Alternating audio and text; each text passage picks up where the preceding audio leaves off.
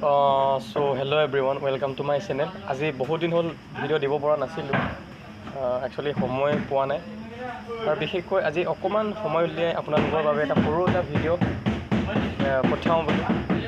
Actually ইয়াক সকলোৱে চিনি পায়, মোৰ আগৰখিনি ভিডিঅ'ত পাই চাগে। নামটো কি আছিলে? ওম দাস। সি একচুৱেলি তুমি কি কৰি আছা ইয়াত এতিয়া? মানে বনত কেৰিং লগাই দেখা পাইছে। এনেকুৱা কৰি আমি একচুৱেলি গাইজ সকলোৱে বন খাইছে চাগে। চ' এয়া কি বন এইটো? DRY ড্ৰাই বন। আৰু এইফালে আছে আপোনাৰ কি বন এইটো?